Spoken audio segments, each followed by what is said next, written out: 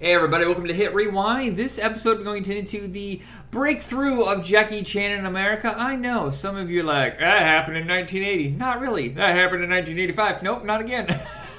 Not until 1996. I'm Michael and Tony's on the other side. Hello? So, before Rumble in the Bronx, did you know who Jackie Chan was? Yes, because I would get knockoff Chinese translated to Vietnamese tapes in the local market on assorted various VHSs. So Okay. So you got to see some of the stuff that we didn't get to see for like years before it was ever released here. yeah, so I mean, Wait. like things like Drunken Master and some of his earlier stuff. Like I got to see it, so like I knew who he was. So like it wasn't as huge of an impact for me when he finally broke through to the U.S. Yeah, so of course I lived in Indiana and we really didn't have that kind of thing. But we had one of those low rent stations with no budget whatsoever. And so they would only be able to afford either if the movie was like a studio film, like a real studio film, it was older. You know, it had run its course on all the other channels, or it was independent foreign stuff.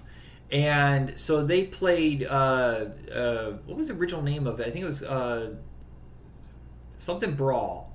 It's called Rumble in the. What is it called now? You know, the 1980, the one they tried to make him a star. It was from Robert Klaus. It's the one where it's Yeah, like I seven. can't What's that? think of the original name. I can't think of the original name for the life of me. Like that was one of the problems with a lot of Jackie Chan films early on. Was like, it was brought to the U.S. in the '90s, but it was made in the '80s and had a different name entirely. It was called the Big Brawl, and you had to be real careful saving that. Not Big Brawl, Big Brawl. And that was Golden Harvest. Like had a deal. I think it was with Warner Brothers. I mean, it was Universal. So they did that, and of course, he's in the two Cannonball Run movies, which are like religion in Indiana. Those and the fucking monkey movies with Clint Eastwood.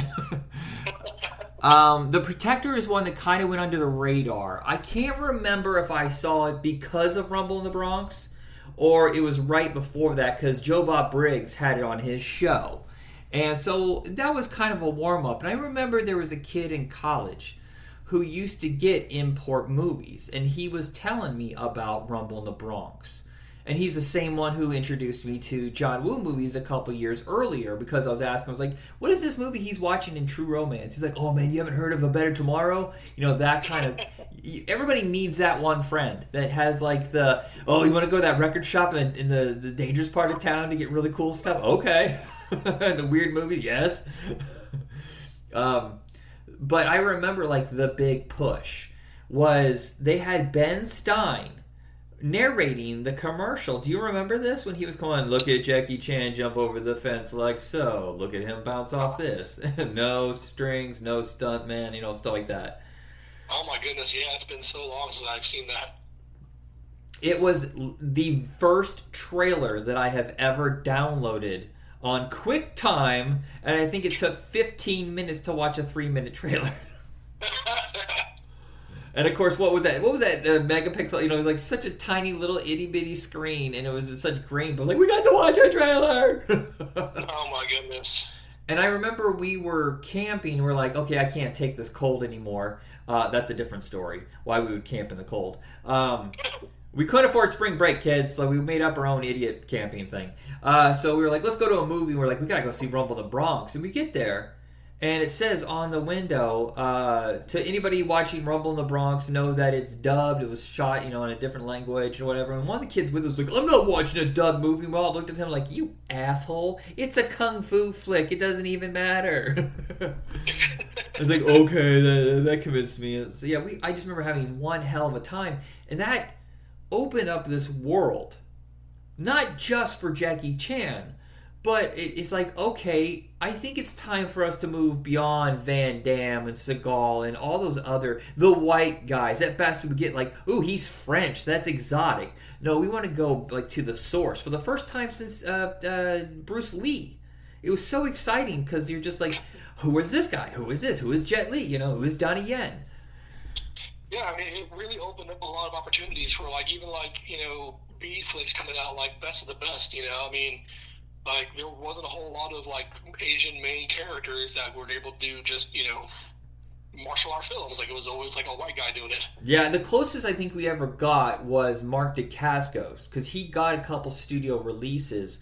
But you notice how they had that thing where they're like, well, let's play up the Hawaiian, the mixed race aspect. Let's not play into the Asian too much. Until Rumble in the Bronx broke out, and they're like, okay, let's go make our own version of this with Drive, which is amazing. But yeah, it just kind of like Middle America was finally aware of this whole different world of cinema. Mm-hmm.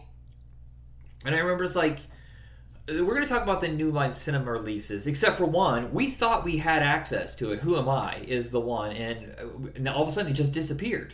It was you saw it. But, I have my ways. Okay, I didn't get to see it. All I remember is like it just had some of the best stunts. I don't remember the plot at all, but you could be guaranteed, bare minimum, there was a new Jackie Chan film in theaters every 6 months, and it was either New Line Cinema or it was Dimension. And yeah, eventually some of that stuff would go video, but still it was like high level video debut. Yeah, and like it was always like, for a lack of better terms, like there was always like one that was like extra slapsticky and one that was like a little more story driven, and so. Yeah, I remember being disappointed in Super Cop because it was much more gun oriented and more serious, and he had two different worlds. I feel like the more dance, like he's the Grace Kelly of martial arts. Am I saying the right name? Grace Kelly? Grace Kelly, yeah. That those were more accessible. Those always seem to make a little bit more money. And I think the problem with Super Cop is like it's the second film of a 3-part trilogy, and so if you didn't watch the first film and you got dumped into the second film and you're just like, I don't really understand like the whole core of this, is because like you're literally dropped into the middle of a series. Yeah, they would do that. Like you remember when it was I think it was Operation Condor was. Oh yeah, same thing. Yeah, they flipped it, right? Yeah. The Armor of the God, Operation Condor, and Zodiac was the last one that came out for that series. Yeah, and then I remember like they couldn't call it Drunken Master 2; they had to call it The Legend of Drunken Master to make it its own thing. That was like the last of those theatrical imports, and then that's when, by that point, he has Rush Hour and Shanghai Noon, and they kind of moved on from those. Yeah. But it's so interesting because after a while, though, his movies kind of changed back to the way they were before, and that they were back to imports, and these smaller independent companies like Magnolia and Well USA and stuff like that were doing like VOD releases where they were in some theaters, but mostly it was about, hey, you can get this at home now. Yeah. But so with Rumble in the Bronx, I think it is one of the best mixtures of what he does. Like it's a good. Like a what do you call it? A buffet of all the best stuff that he does.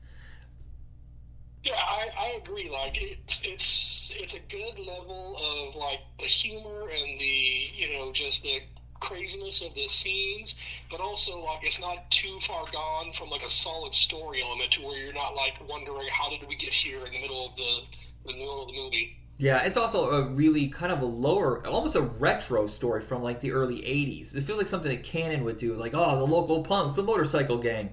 It's something really simple for people to get. Yeah.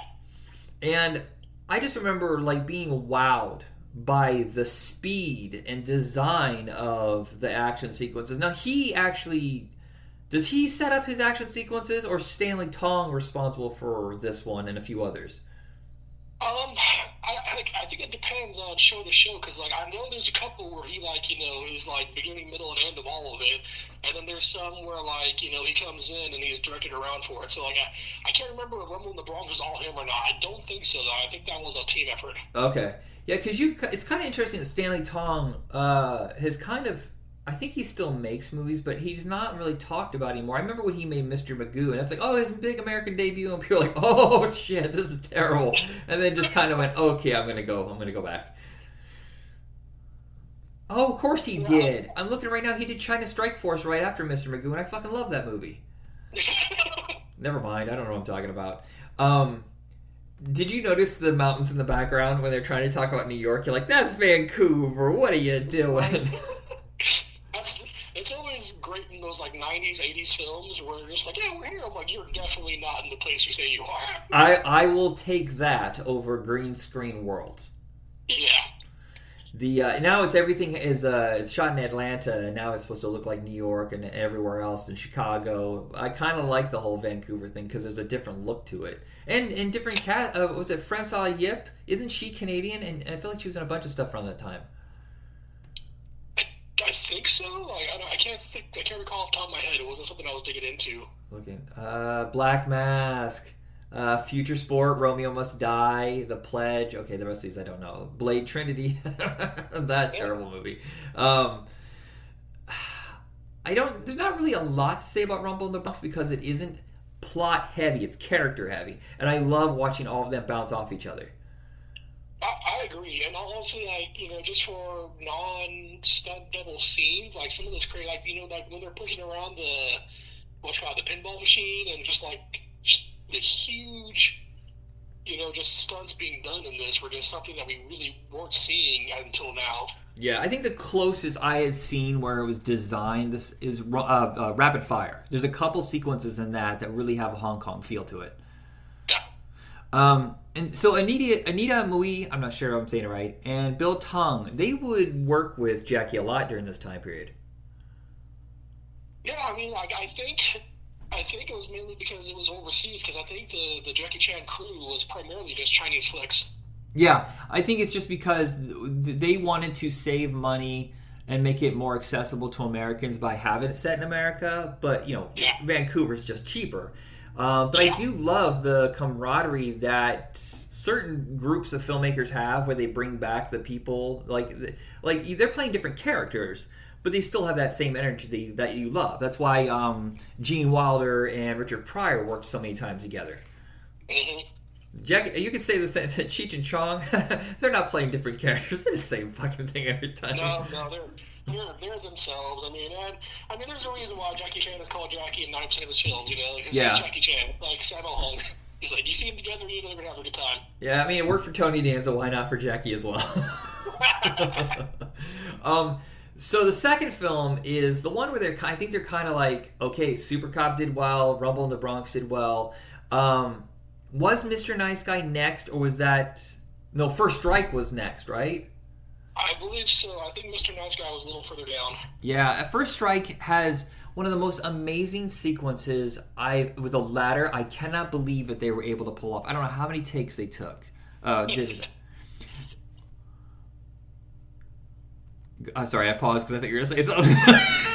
I was just laughing because it's like, yeah, anytime that you give Jackie Chan a good prop, it's like, how do you train for that? Is that something that you just have in the back of your pocket, or is something you just like, I wonder if I can? Yeah, I wonder if his movies are like, okay, so let's find action sequences we've never done before, put them together. Like, they might have a huge list they've been building for years of, this could be a really cool thing. Let's find a way in the next movie as we're writing the script to fit this in. And like the way they do with Mission Impossible. Like, they have action sequences in the back of their mind when they're writing a script. I mean, there are moments where I just wonder if, like, they just look for the cheapest prop available. It's like in Mr. Nice Guy, is like, we gotta work in a giant truck. Why? Because it's here. Like, yeah. It's here, so we gotta work it in. Well, and there became a thing that I love at the end of each of his movies that shows... the stunts that have gone wrong. Sometimes they're just like simple like goofs, but sometimes you see serious injuries and you're like, holy fucking crap. Yeah, where like the entire team like runs up and like wheels them out on a stretcher. I mean, like it's crazy. Yeah, well, I mean, he broke his foot during that what do you call that thing? A hydrofoil? The big inflatable. I think it's just a hover device. It's a hover tool. They call it a hover thing. Something. Hovercraft. That's it. Sorry. Yeah. He broke his leg on that and ran the entire rest of the movie with the cast and a fake sock. Yeah, that's just amazing, and you got to see more than any other action star at that time that he was putting in the work. There's no stuntman. There's no fake. Like sometimes you remember when Arnold would have that fake mask put on a stuntman, but it was so obvious. Stuff like that, or cutaways. And Jackie Chan, just his commitment to it, making you believe that he is doing it, is just astounding. It's terrifying, honestly. Yeah. I mean, I saw a video of him recently with his daughter watching his old stunts, and they're just like, "Are you insane?" Yeah, well, he didn't he hit a hole in his head from jumping to a tree or something like that and hit it wrong. Yeah, I think like it was like just a bad jump and a fall that ended up like knocking a part of his skull off. He's had some really bad hits. Yeah.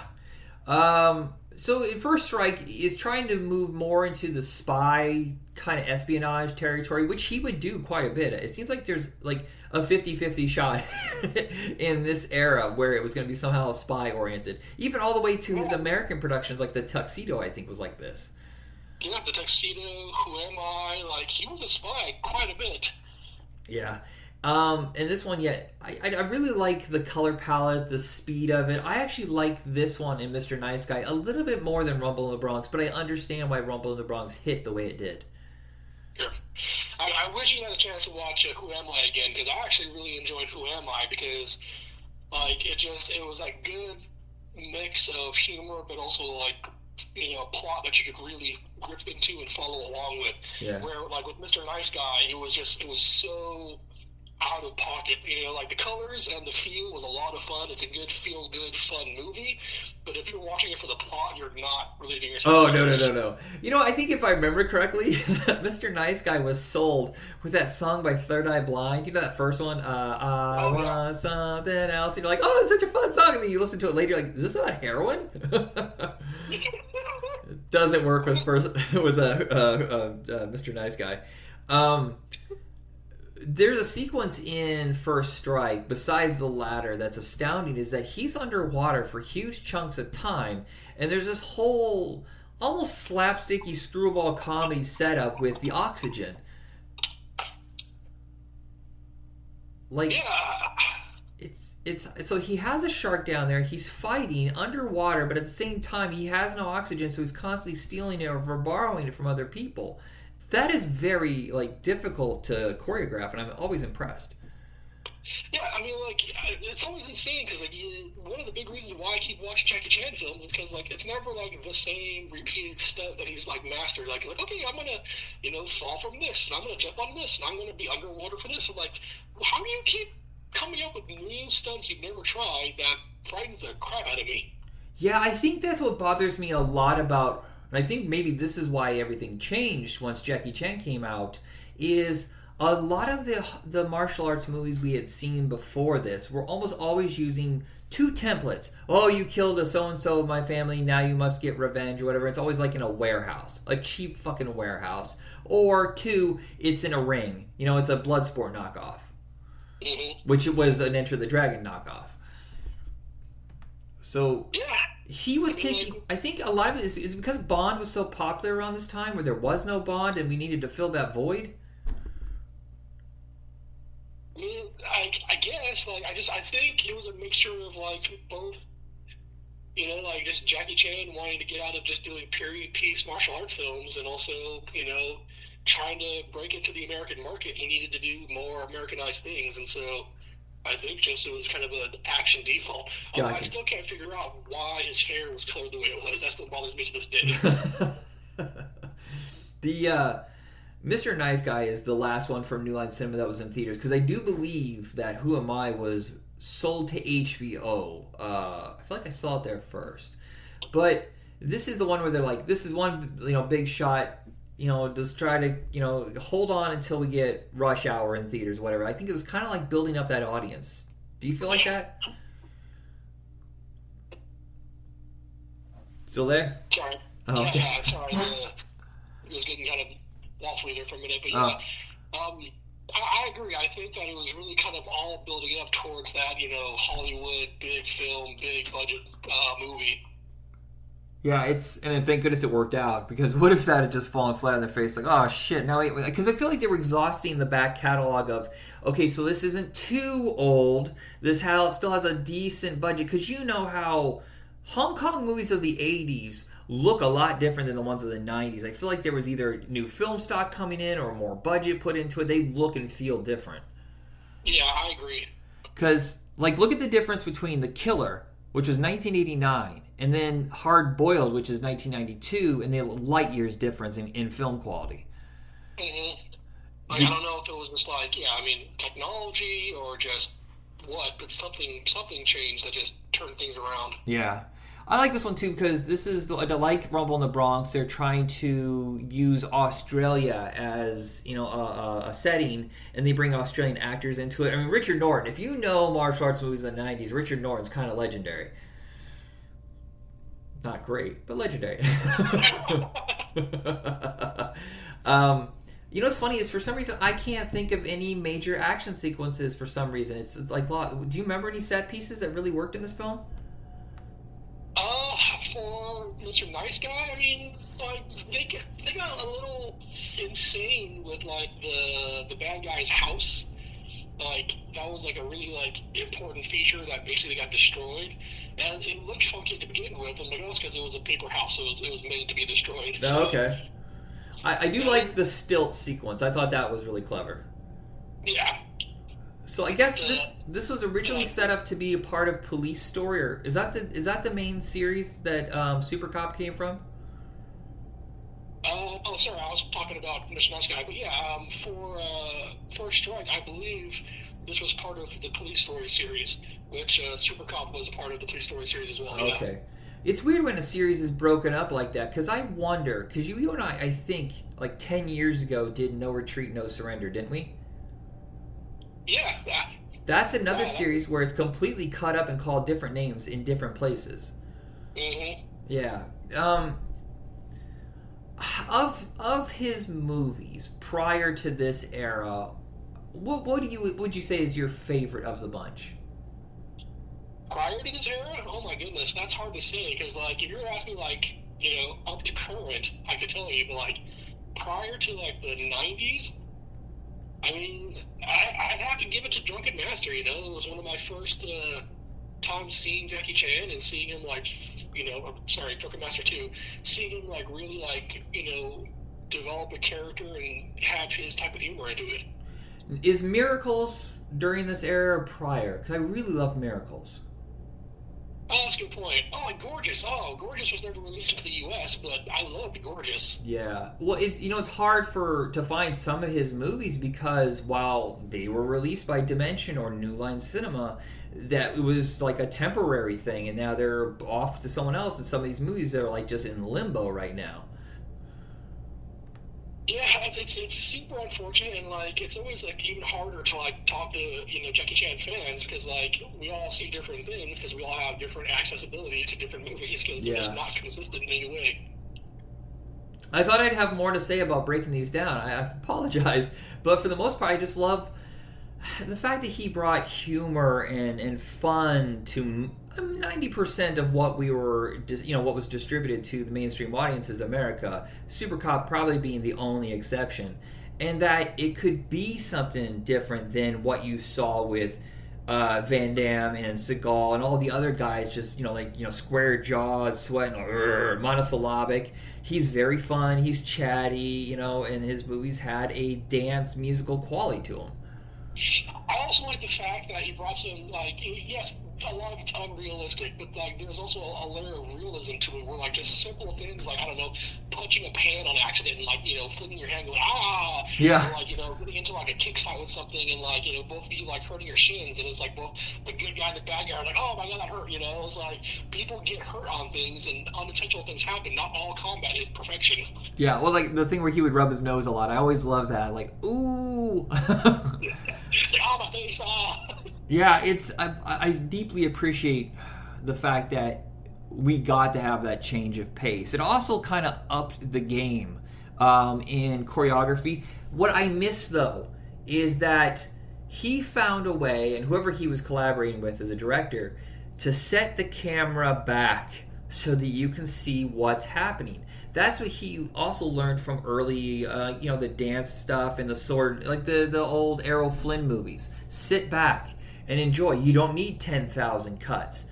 And do you think it kind of went wrong when they had people who weren't action guys being brought in and kind of masking the fact that they weren't that skilled? Like Bulletproof Monk? like that was one of the constant back and forth when like you're trying to take, so like in this instance we're talking about like Chinese cinema to American cinema, and then like they're trying to like make it flow like an American movie would flow, and like you can't, like there are certain things and certain reasons why it's done the way it's done. It's the same problem we have with comic book movies where like they try to cinemagic it to where it's like making a movie make sense, and like it's based on comic book. You don't have to show every single scene, you don't have to show every single transition. Sometimes you just cut to the next thing, and I think that was kind of what happened here, where we're getting people that didn't know anything about fighting, didn't know anything about combat, and were more excited to use tricks like speeding up the camera or things like that versus just allowing people to actually be fast in what they're doing and actually like choreograph it in a way to where it looks nice rather than it looks odd. Yeah, I really think that only people that were able to do it right, and yes, there are some camera tricks in the Matrix, but for the most part, they did like 6 months of training and they had wire work stuff ahead of time, and then Kill Bill is, they did a lot of work for that. But I feel like a lot of productions are like, well, we don't have that kind of time. We're not going to do that. So we're going to just speed this up with some cheap wire stunts or whatever, and then just, stand-ins. Or shaky cam. Oh, my goodness. Hate shaky cam. Yeah. The Bourne, look, it makes sense in Saving Private Ryan because it's chaos. They were on the beach, and it's a complete fucking nightmare. But when Bourne Identity came in and all of a sudden decided, was it the first one? I think it was the second one where they decided to do the shaky cam. All of a sudden, the second one. I couldn't watch it because I got so motion sick from it. Yeah, and that's the way it is now constantly. Is just like, we need the camera in everybody's face, and we need to pan in and out, shake, shake, shake, shake, shake, to make it ultra realistic. Look, I'm at a movie, guys. I'm fine if it's a little, super reality. No, I'm with you on that one. There's only so much you can do to have your own sense of style, and like you don't need to do it all the time. I mean, look at the Michael Bay, sun glare or the spin around camera action. I'm like, I don't need every scene to have like the actors in the middle and the camera spin around to show you the full view. It's not necessary. It's choose better tools. Yeah, I'll say this: I'm glad he discovered the drone. But at the same time, did you need ambulance to be 90% drone shots? Holy shit. Oh, that's the whole thing. Oh my god. But yeah, and of course after this is when he really broke through, because we had the Shanghai Noon trilogy. Well, no, it never got to be a trilogy, did it? I really wanted it to be. No, there should have been, but they never got around to it. There are still talks about another Rush Hour, which I don't know if that's necessary, but I'll probably still watch it. Yeah, and then we had, the medallion and the tuxedo, but I think somewhere along the way they kind of lost what made Jackie Chan so magical, and I think that's why he felt it was necessary to go back to Hong Kong and have control over his films. True, but I mean, he's done some recent stuff that have been incredible. I mean, The Foreigner, which doesn't even feel like a Jackie Chan film; it just feels like a good film. What was it? It was a great, chance for him to just be an actor for once and not just be himself. Yeah, I fucking love him as Splinter in the new Teenage Mutant Ninja Turtles movie. Holy shit, yes. so good. 100%. And as Monkey and Kung Fu Panda. Yeah. It was really fun though revisiting these, and that kind of makes me want to go back and okay, well after him was Jet Li, and then there was Donnie Yen. Am I missing anybody? Shit, why can't I think of it? She just won a fucking Oscar, right? For Everything Everywhere All at Once. She was also in Super Cop as well. What is wrong with us? Oh yeah, so I mean, there was a whole world that she was doing films, with Cynthia Rothrock and stuff like that. There's a whole world of these guys I want to go back and rediscover, and I feel kind of like the sexual thrillers of the early '90s. Come on, pretend like you don't know who Shannon Tweed is, and I'll know you're a liar. They're kind of dismissed and thrown away. There's so many of them just lost on VHS. They never went beyond it because they didn't see any value for them. Yeah, I mean, it's such a bonkers trip to see kind of all spring forward. Like, you would think that it would spring forward from Bruce Lee or from, Brandon Lee or The Crow or Enter the Dragon, but really Rumble in the Bronx is kind of what got all these Asian actors to kind of be hey, we can make it in the U.S. and producers and directors yeah, we can have Asian starred films that won't basically just be niche movies out there. And so Like it's crazy to see how much it exploded afterwards. Once we had one person really kind of come around and be like, "Hey, like people will watch these films." Yeah, it seems like as one person is fading in popularity, someone else will come along. I remember when Tony Jaa came along, and all of a sudden you're like, "Oh, this is that next wave." There's always someone changing the parameter. Who the one that was in the raid, Iko Uwais. It always feels like every 5 to 10 years there's somebody new to kind of bring life back into that. Yeah, and I wish that people would just let them be them and not be like, "Oh, the new Bruce Lee." Like that was the whole Tony Jaa thing. Is like, "Oh, he's the new Bruce Lee." I'm like, how can you just be the first Tony Jaa? Like, he doesn't have to be the new Bruce Lee or the next Jackie Chan. Like, it's not necessary. Yeah, I feel like they were trying to do that with like a lot of these guys were like, "Oh, he's the new Chuck Norris," and I was like, "Guys, there's only one Chuck Norris. Stop it." and I'm sorry, but Chuck Norris is a terrible actor. He's got to be the worst of the bunch. I honestly believe at a point that he was worse than Steven Seagal. Now, Steven Seagal at this current moment can't even show up in his own movies. Honestly, like I think Chuck Norris was just kind of like he has just like that one character type. I mean, like he could have been, like the new, for lack of better terms, like David Carradine, just like that stone faced, like martial artist. So, like that's it. Like that's your jam. He's the one that would be accepted at the Southern drive-ins. That's what. Hey y'all, we're gonna go see Breaker. All right, I think we wandered off the ranch too far. All right, thank you everybody. Thank you Tony. And it's off to the next episode. Bye. Bye.